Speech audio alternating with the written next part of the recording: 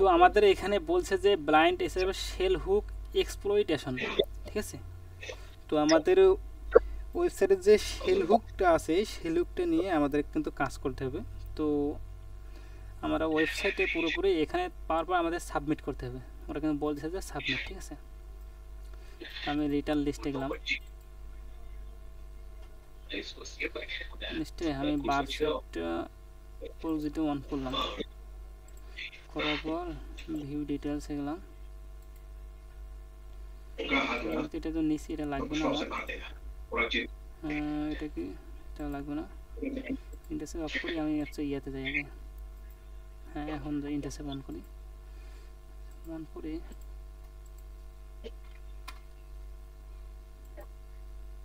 দেখি।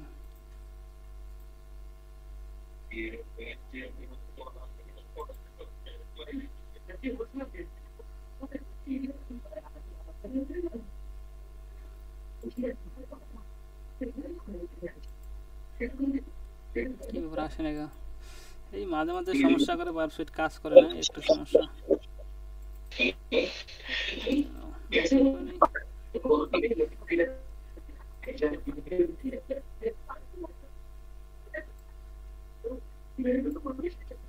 এটা কি আমরা কয় নাম্বার এটা ওপেন করছি? 1 2 3 4।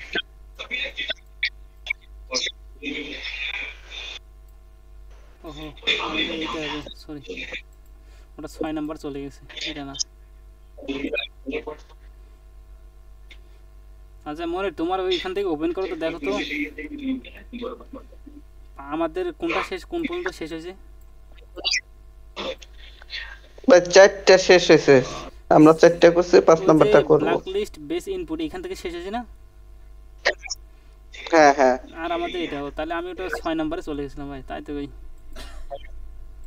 বাপ সেরে যায় না। হ্যাঁ তো এটা আমি দেখাই দিই, তারপরটা তোমার বাসায় করিও, সমস্যা নেই। আমি হচ্ছে অ্যাক্সেস ল্যাবে গেলাম। তো অ্যাক্সেস ল্যাবে এখানে আমাদের বলে দিচ্ছে যে SSRF with filter bypass open redirect vulnerability, যেটা আর কি, ঠিক আছে। ওপেন রিডাইরেক্ট আমাদের করতে হবে। তো যাই সরাসরি দেখি প্রোজি অন আছে নাকি না।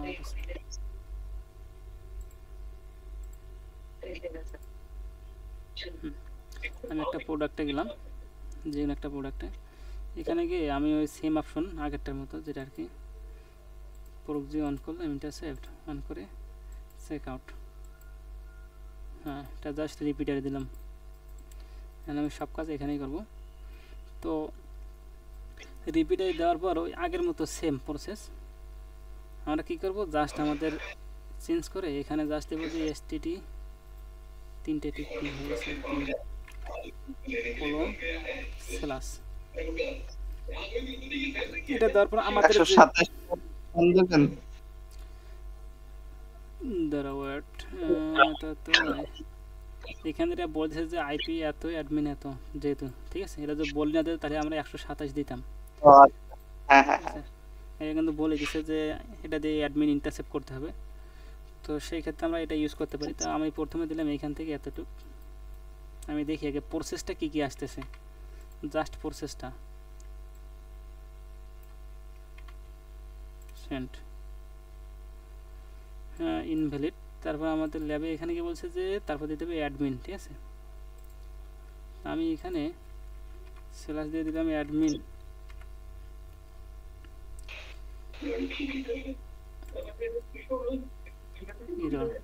আচ্ছা টার্গেটে যদি যাই, এখানে একটা দেওয়া আছে প্রোডাক্ট আইডি এত এত এত, ঠিক আছে। তো আমি যেহেতু আমাদের বলছে যে পাথ, মানে ওপেন রিডাইরেক্টের ক্ষেত্রে আমাদের কি লাগে, অবশ্যই পাথ যে আছে এই পাথ লাগে, ঠিক আছে। তো আমরা হচ্ছে আমি এটা একটু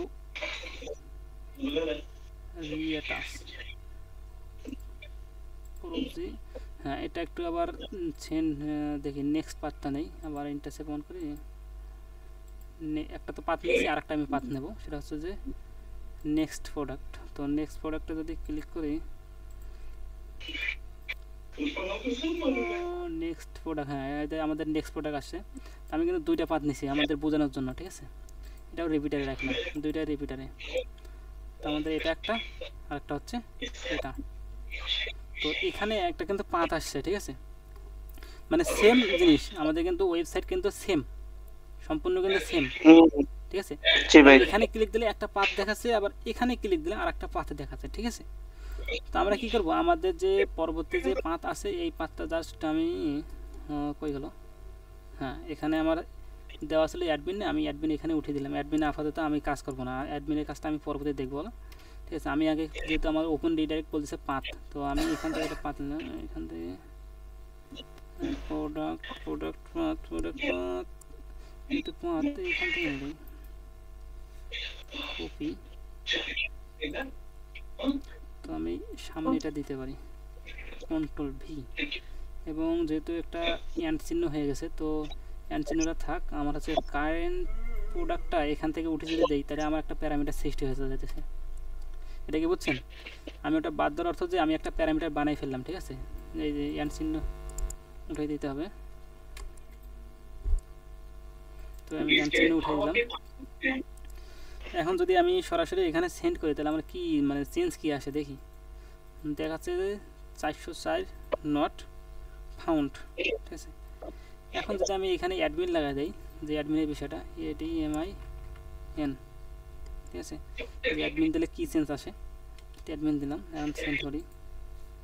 অ্যাডমিন দিলে আমাদের দেখাচ্ছে ওকে। তো আমরা আগের মতো সেম প্রসেসে দেখি যে এখানে এখানে একটা আসে, দেখুন হচ্ছে ডিলেট ইউজার নেম, তার মানে পরবর্তী আরও কিছু থাকতে পারে, হ্যাঁ। তারপর এটা same process, delete user name Carlos. তো আমরা এখান থেকে এটা কপি করে জাস্ট আমরা এখানে দিতে পারি অ্যাডমিনের পরে একটা সেলাস দিয়ে। এখন যদি আমি এটা সেন্ড করি পুরোপুরি দেখি, তো এখানে দেখাচ্ছে ওকে। যদি এটা রেন্ডার করি, রেন্ডার করলে দেখাচ্ছে ইউজার ডিলেট সাকসেসফুলি, ঠিক আছে, মানে ইউজারটা যেটা ছিল ওটা আর কি অলরেডি ডিলেট। এখন আমি যদি এটা রেসপন্সে দেখি, যে শো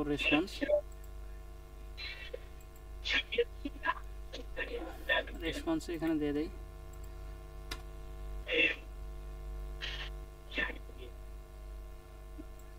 ইউজার ডিলেট সাকসেসফুলি, তো ল্যাব তো সলভ হওয়ার কথা। ভাই এই তো ওই যে ওয়েনার হইছে, কিন্তু ওই তো আমরা করলাম তো কার্লোস রে। ও সরি, এখানে আমি করলাম কার্লোসে, আসলে উইন্ডারে। তো আমরা এবার উইন্ডার দিয়ে দেখি নাকি।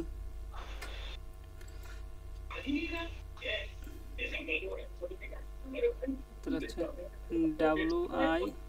WIENER,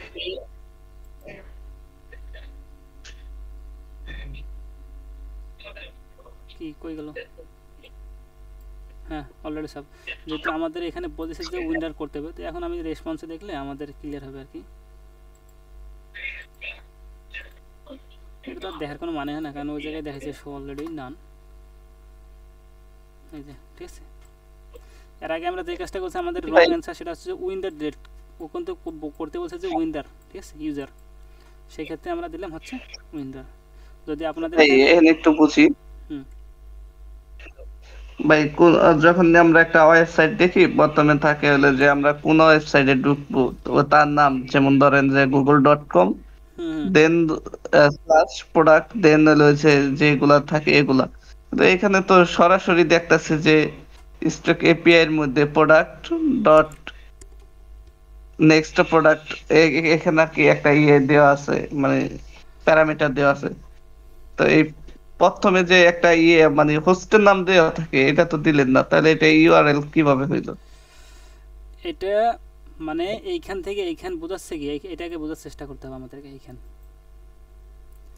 আমাদের এইখান থেকে এটা কি বোঝাচ্ছে, এটা আগে বলেন যে এখান থেকে এটা কি আসলে। এটা হলো বুঝাইতেছে যে যে নেক্সট প্রোডাক্ট যেটা, এটা আছে যে ফোল্ডারটার মধ্যে, মানে পাথ পাথ অনুযায়ী এটা হলো প্রোডাক্ট পাথের মধ্যে। তো প্রোডাক্টটা যে কার মধ্যে আছে, যেমন আমরা যখনই দেখি প্রথমে হোস্টের নাম দেওয়া থাকে, যেমন google.com, facebook.com। তো সেই ক্ষেত্রে আমরা কি করব, আমাদের এখানে যে আইপিটা দেওয়া আছে না, এখান থেকে এটা, হ্যাঁ হ্যাঁ, এখন এই প্রশ্নটা হলো যে ভাই এই আইপিটা তখন তো আমরা কি করব, তখন সেই ক্ষেত্রে হচ্ছে যে আমাদের ওই যে এটা কিন্তু একটা লোকাল হোস্টে ধরা যায়, ঠিক আছে, এটা কিন্তু একটা লোকাল হোস্ট 192.168.0.1 বা 11, এটা কিন্তু আমরা কালে যদি লিনাক্সে যাই, লিনাক্সের ক্ষেত্রে আমাদের কিন্তু এটা একটা লোকাল হোস্ট, ঠিক আছে।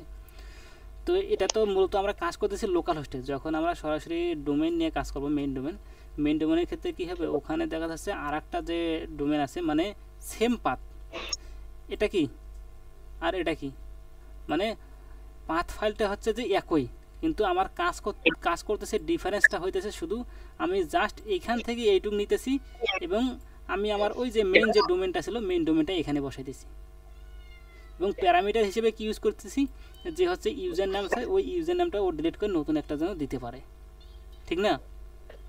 তখন আমরা কি করব, ওই গুগলের যে ডোমেনটা আছে ওই ডোমেনটাই এখানে দিয়ে দেবো, ঠিক আছে। কারণ ডিলিট করবে কোথা থেকে, গুগল থেকে ডিলিট করবে, কি ডিলিট করবে, ওই ইউজার নেম এবং পাসওয়ার্ড যে ওই অ্যাকাউন্টটা ছিল, বুঝা গেছে। জি জি। তো এর পরবর্তী যেটা আছে 6 নম্বরটা একটু বাড়িতে একটু হোমওয়ার্ক থাকলো, এটা 6 নম্বর দাগ আপনারা একটু ইউটিউব ঘাটবেন, গুগল ঘাটবেন, ঘাটে একটু করবেন।